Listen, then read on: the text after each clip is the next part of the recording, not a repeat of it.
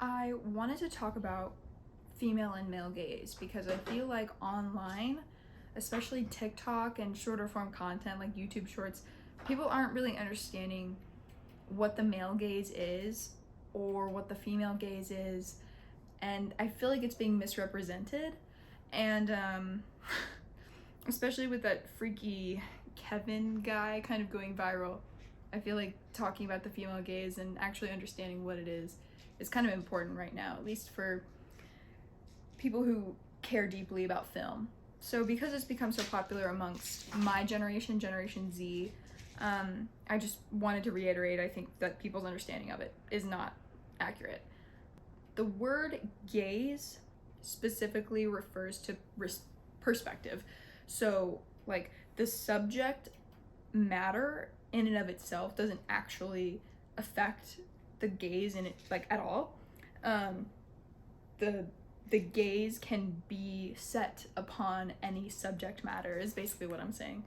It is not necessarily the subject matter itself, but the portrayal or depiction of said subject when it comes to the gaze and what actually is being said through that gaze. You can have the same script. The script is just a guideline, and I'll be talking some more about that, but the male gaze essentially is many masculine or male stories and gazes throughout cinema history have focused on power or sex or tragedy, and they're often very detached emotionally from the subject matter, unless it's a safe emotion, which includes things like anger or attraction. Female gazes are more difficult to find just because there are fewer of them, but they actually also depict the same things, power, sex, and tragedy. And I think that one of those three things is included in any type of media that exists, or at least storytelling. So, especially power, in my opinion. The female gaze, though, is portrayed much more emotionally. It's much more introspective. It tends to portray disallowed emotions for women, such as rage and disappointment.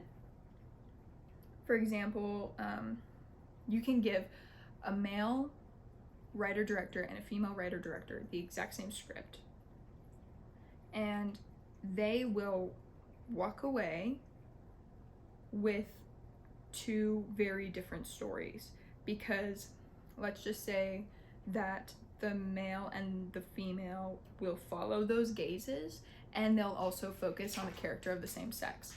So if you give them a script about a young couple having sex for the first time, you'll walk away with the man writing a story about power and maintaining that power by having sex and regaining confidence in masculinity, and a woman writing or directing a story about how a woman has sex for the first time because she feels like she has to, and she's relinquishing power in order to follow this societal standard. But sexuality is not necessarily an important factor, I think, in male or female gaze. I think it can be, but it's not a requirement. I think that it's the subliminal messaging of a scene that's going to tell you whether it's a female or a male gaze. It doesn't have to be a man or a woman, respectively, directing that scene, but it typically is. Examples, though, for vice versa will include Darren Aronofsky for Black Swan specifically. I remember getting to the end of that movie and thinking in my head, how did he know? Who told him that? And Catherine Bigelow for like Zero Dark 30 or Detroit, very masculine stories.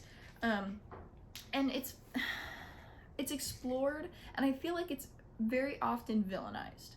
A lot of women, especially on like TikTok, will villainize the male gaze, and I don't think that the male gaze is necessarily a bad thing. I think it can do bad things, as can a female gaze, but I do understand that a lot of the time it is very sexually degrading porn, for example, is very sexually degrading towards women the vast majority of the time. And that oftentimes is a male gaze, but I'd say it's an unhealthy male gaze. Just calling it unhealthy is the most important aspect of that. But, you know, one of my favorite like pieces to talk about when I'm thinking about male and female gaze is the virgin suicides, because the entire story is told from the perspective of boys, a tragedy about young girls and the punishment and puritanical culture that they face in suburbia, being young women and just trying to be normal young women. And the reason I like talking about it so much is not only because of the perspective of the boys being obsessed with them, but also the fact that it was Jeffrey Eugenides, a man's debut novel, and Sofia Coppola's debut, like directorial debut. So having these two perspectives and being able to combine them, as well as the two perspectives of the actual women of the young women of the story, and then the young boys who were obsessed with them. So I think I would really like to make a video about the virgin suicides, because I think it's really fascinating. But I think that people misunderstand, like putting a boy in makeup or putting a girl in an outfit that doesn't sexualize her doesn't make a female gaze. The female gaze is so much more than that. I think it's much more complex, and what people are really talking about is aesthetics, feminine aesthetics, which is fine, and I love feminine aesthetics. Sofia Coppola is one of my favorite directors. But it doesn't take away from femininity or masculinity to change things like that. And I think people aren't particularly articulate about having a problem with the sexualization of women in film. Because, I mean, sure, we can all look at Transformers and say, okay, yeah, Megan Fox's character it's pretty effed up how not only her as an actress, but also her character is treated.